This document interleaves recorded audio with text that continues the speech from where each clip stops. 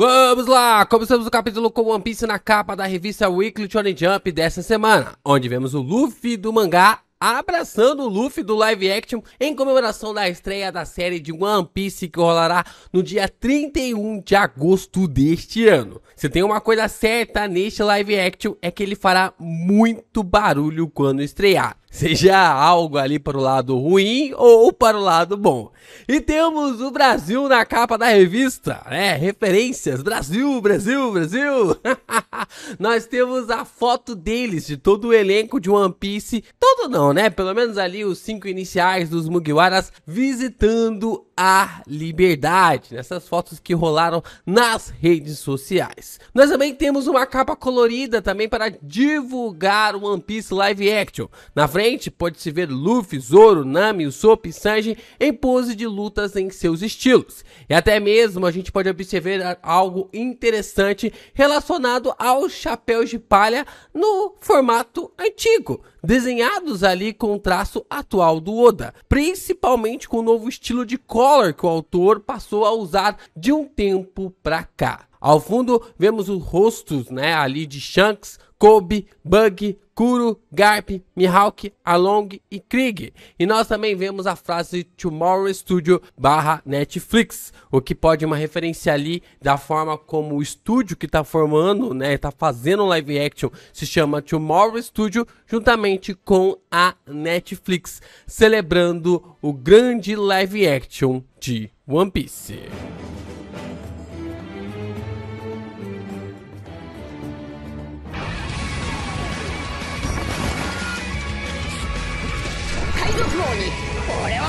Yo, Geeks, aqui é o LP e vocês estão no canal do Geek Brasil. Fiquem ligados porque esse vídeo contém spoilers do capítulo 1088 do mangá de One Piece. Sim, pessoal, seguimos aqui pra gente falar sobre o capítulo sem Goroaces essa semana, porque, cara, tem tanta coisa pra gente falar só do capítulo.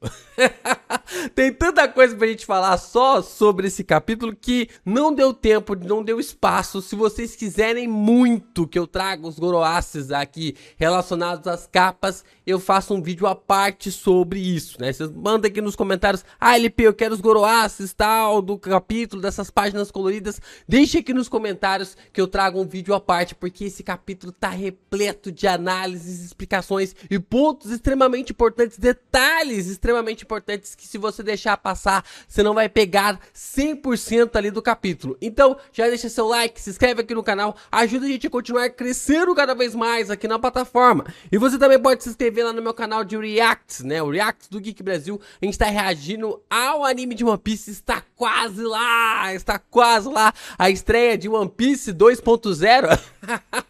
Até o despertar nós temos One Piece 1.0, Na verdade até ali o time skip dá pra chamar de One Piece 3.0.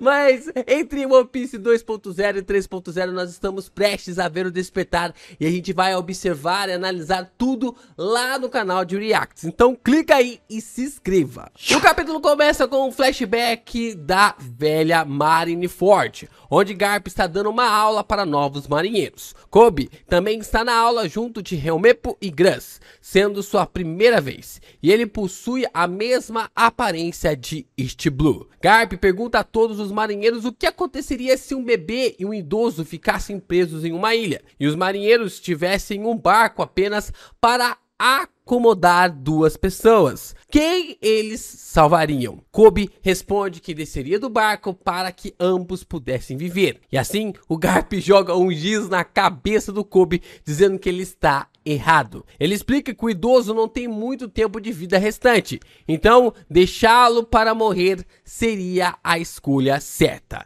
Ele questiona por que todos se tornaram marinheiros, argumentando que era para proteger o futuro das pessoas. Garp leva uma tacada de beisebol e é repreendido por um instrutor da marinha após a aula, que pede para que ele não ensine mais essas coisas, alegando que a vida de todas as pessoas são iguais. No entanto, Garp discorda, afirmando que o futuro dos jovens é ilimitável. ilimitado. Cara, é muito legal pensar nessa frase que o Garp acabou dizendo ali para o Kobe, porque ela casa perfeitamente com a fala do Luffy ali pro Kaido. Enquanto eu estiver vivo, as possibilidades são infinitas. As possibilidades para aqueles que estão vivos são ilimitadas e infinitas, né? O futuro dos jovens são ilimitados. Então tem essa questão muito importante de como o avô e o neto têm ali pensamentos e caminhos extremamente semelhantes. E se você parar para pensar, essa foi exatamente a escolha que o Garp fez com o Ace. Ele salvou ali um bebê junto de si, acreditando que o futuro do garoto poderia ser ilimitado. E ele não poderia salvar o Roger. Ele não poderia salvar o Roger. Ele poderia salvar o garoto. Ele poderia salvar o Ace, porque o futuro dele era ilimitado. A questão mais importante é que Garp leva isso como um mantra. Será que a justiça dele é a justiça ulterior, a justiça que sempre acredita que a resposta está nos jovens e no futuro? Será que a justiça do Garp é a justiça na qual os jovens possuem a resposta? O flashback muda para a Amazon Lily, logo após o incidente de Boa Hancock há alguns dias atrás. Barba Negra concorda em deixar a Amazon Lily, mas está levando consigo 800 marinheiros em um navio de guerra. O vice-almirante Yamakagi observa a situação e ele não faz nada, já que o QG da marinha não deu permissão para lutar contra um Yonkou. No entanto, Kobe se aproxima e oferece a Barba Negra para levá-lo como prisioneiro em vez de seus homens. O vice-almirante Yamakagi permite que Kobe faça isso, uma vez que ele é membro da SWORD. No presente, todos a bordo do navio de guerra de Garp entram em pânico. Eles atiram na mão gigante, mas não conseguem detê-la. Pizarro prepara o grande ataque que acabará com tudo, enquanto Kujaku e Tashigi lideram os marinheiros dentro da embarcação, que estão desesperados para que peguem os botes o mais rápido possível. Vamos para a ilha de Hashinosu e Kobe pergunta ao vice-almirante Garp o que devem fazer, pois se a mão cair, centenas de vidas serão perdidas. Garp responde que se forem os três, então eles podem salvar a todos. Ele dá as ordens específicas a cada um deles, enquanto o vô do Luffy dá as ordens, a mão de Pizarro se aproxima ainda mais. O vice-almirante assim criará uma abertura para eles. Kobe deve destruir a mão gigante. O Grans deve proteger o navio de guerra dos escombros. Enquanto o vô do Luffy vai passando as ordens, ele vai ressaltando cada posição deles na marinha para que criem confiança. Helmeppo deve cobrir Kobe e Grans. Kobe fica chocado com as ordens, afirmando que não pode destruir algo tão grande assim. Garp o interrompe, explicando que na batalha as decisões devem ser tomadas rapidamente. Então, os três seguem imediatamente as ordens de Garp. Os piratas riem, acreditando que Kobe, Helmeppo e o Grans não podem fazer nada sem o Garp. Grans pergunta a Kobe por que Garp confiou a ele a missão de destruir a mão gigante, imaginando se Kobe possui alguma arma ou algo semelhante para fazê-lo. Kobe responde que não possui nenhuma arma, mas vai tentar fazer algo. Os piratas atiram em Kobe e Grans, mas Helmeppo se lembra das palavras do Garp e bloqueia uma bala com sua espada e é atingido pela explosão que ocorre devido ao bloqueio da munição. Kobe e Grans continuam correndo em direção à grande mão de Pizarro, surpresos pela explosão em Helmeppo. Garp se levanta e enfrenta Kuzan. O mesmo pergunta onde Garp estava indo com aqueles ferimentos e o vô do Luffy responde que são apenas ferimentos na carne, de que o seu espírito ainda estava intacto. Kuzan diz que já estava ficando preocupado com ele, mas de repente Garp desaparece e Aokiji percebe que caiu na armadilha do vô do Luffy. Socando a Aokiji em uma velocidade assustadora, o antigo marinheiro vai em direção ao chão. O vice-almirante atropela Kuzan. O poder do Garp é tão grande que até mesmo o antigo marinheiro não consegue lhe acompanhar. Em seguida, Garp salta pelos telhados, criando uma velocidade absurda em direção ao crânio de Hashinosu e o ataca ataca com um ataque massivo chamado de Galaxy Divid. Vemos nas mãos do Garp a aura do Haki do Conquistador com as onomatopeias que supostamente indicam o poder ao avô do Luffy. Pizarro fica assustado com a velocidade do ataque de Garp e o vô do Luffy parece ter percebido algo em relação aos poderes do membro do bando do Barba Negra. O ataque acerta o crânio de Hashinosu no meio. Uma explosão de Haki acontece por todos os lados, gerando um impacto gigantesco na ilha. O crânio é dividido ao meio de cima a baixo, e o que Garp havia percebido na habilidade do Pizarro é que quando a ilha toma um dano, um membro do bando do Barba Negra também tomará, fazendo sangue escorrer do rosto do vilão. Gruz e Kobe seguem Garp, e Gruz pergunta o que Kobe fará, e Kobe responde que não vai deixar a situação piorar. Kobe pula no ar em direção à mão gigante de Pizarro, e Pizarro está com dor, mas ainda consegue se mover e balança a mão para esmagar o navio de Garp em vingança. Ele luta com todas as suas forças para manter o crânio unido, para impedir a queda da construção de Hashinosu, o que faz Kujaku e os demais marinheiros do navio ficarem escandalizados com os poderes de Garp. Garp começa a sorrir e um novo flashback começa, voltando ao tempo em que Kobe e Helmeppo se juntaram à marinha. Garp e Helmeppo estão conversando no campo de treinamento que foi mostrado para nós na história de capa muitos anos atrás, entre os capítulos 115 e 117. O vô do Luffy percebe que Kobe evolui muito rapidamente, mas tem uma quantidade anormal de lesões nas mãos e nos ombros. Helmeppo revela que Kobe não quer que ninguém saiba, mas a verdade é que ele tem menos habilidades de luta do que uma pessoa normal. Para compensar, ele precisa treinar entre 100 a 200 vezes mais do que os outros.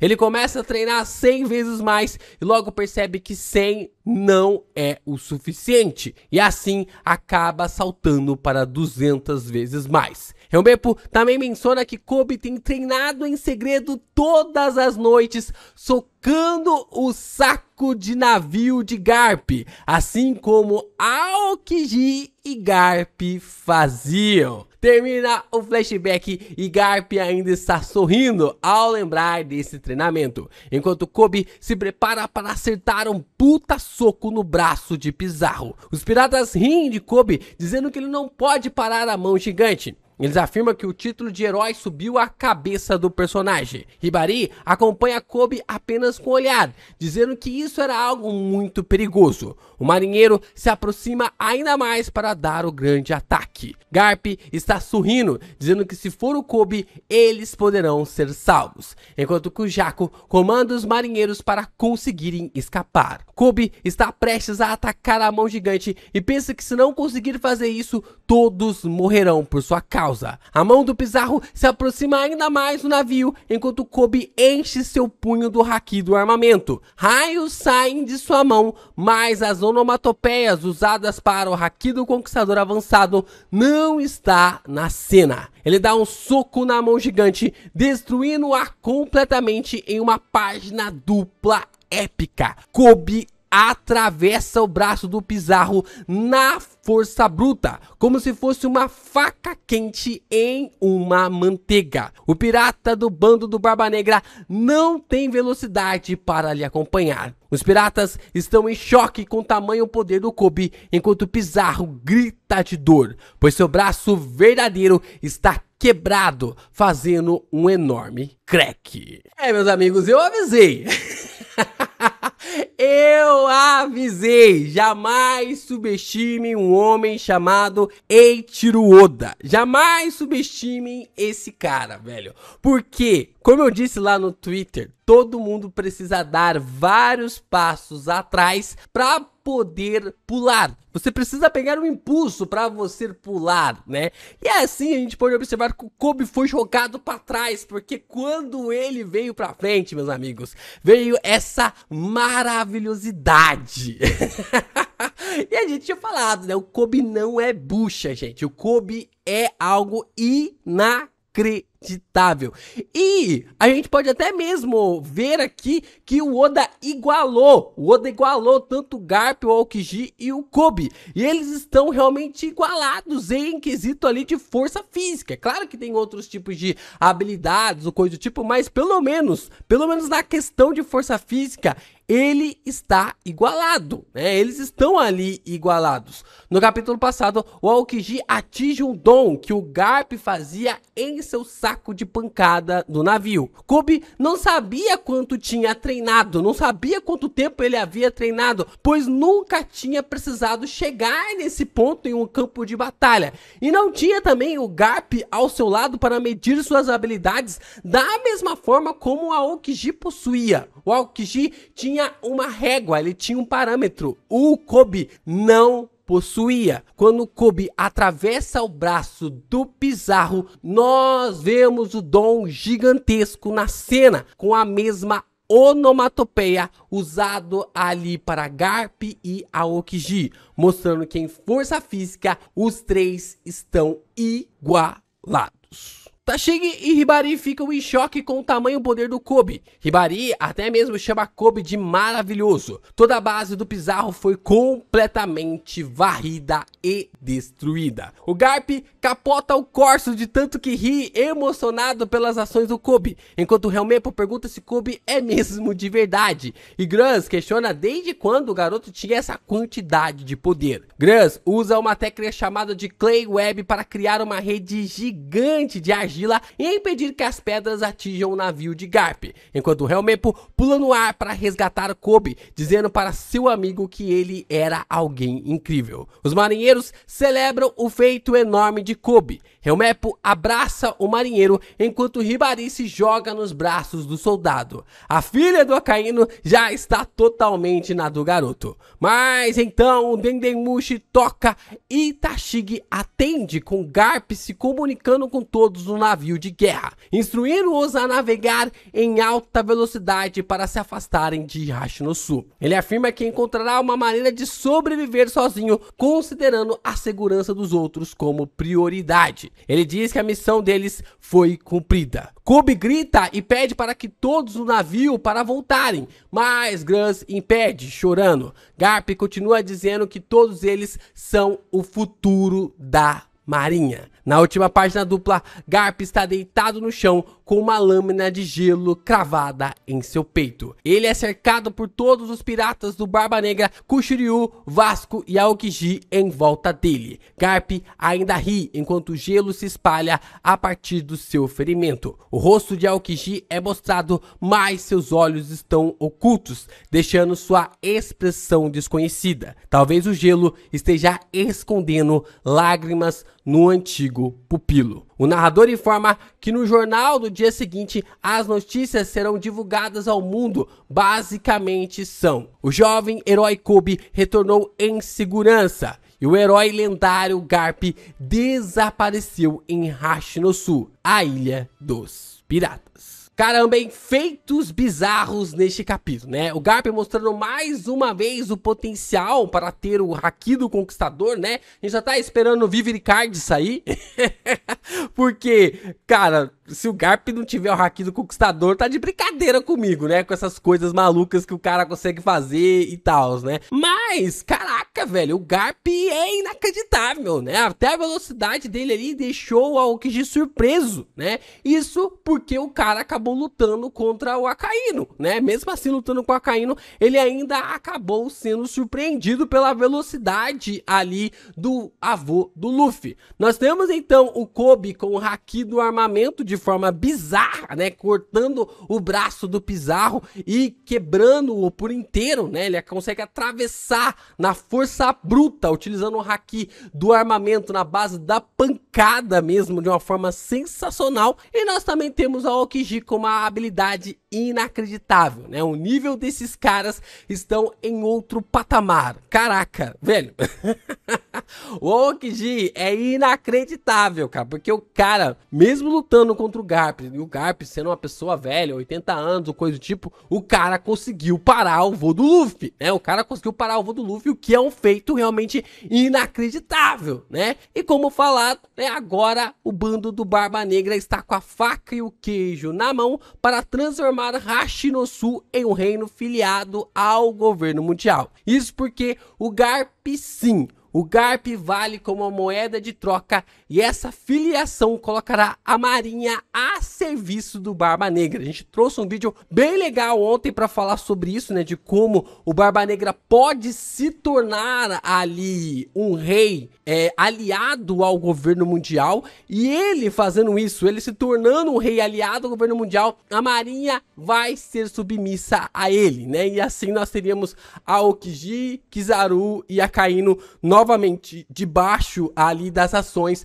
do Barba Negra, né, meio que tipo assim, não novamente, né, mas agindo ali de forma meio que como aliados novamente, né, agora eles estão de lados opostos, mas mesmo assim, se o Barba Negra se tornar ali um rei, né, aliado, afiliado ao governo mundial, os três agirão do mesmo lado. E, é claro, né, vai ser engraçado o Tite voltando pra Hashinosu com mais uma derrota, com a ilha inteira destruída e com uma cara de tacho, né? Porque por mais que ele tenha varrido ali o bando do Lau, por mais que ele tenha quebrado tudo ali em Amazon Lily, ele não conseguiu atingir nenhum dos seus objetivos. E, é claro, até ouvido ao Aokiji que o mesmo conseguiu capturar o Garp e o bicho vai ficar feliz e não vai ser pouco. Agora ele tem todas as ferramentas para se transformar em um almirante de verdade, né? Alguém realmente com um grande poder, com uma grande frota, né? Agora como rei, né? Agora como alguém ali que lidera um reinado, ou possivelmente que pode liderar um reinado aliado ao governo mundial, o que mais o Barba Negra vai querer? Ser governante do governo mundial? O narrador então continua dizendo que o Yonkou Luffy do Chapéu de Palha está tomando Egghead como sua fortaleza. No último painel do capítulo, vemos os navios da marinha chegando à ilha de Egghead. Sobe a mensagem do editor, nos informando que o cenário está pronto para a grande guerra na Ilha do Futuro. E assim o capítulo termina, nos informando que não teremos continuação, infelizmente, na semana que vem.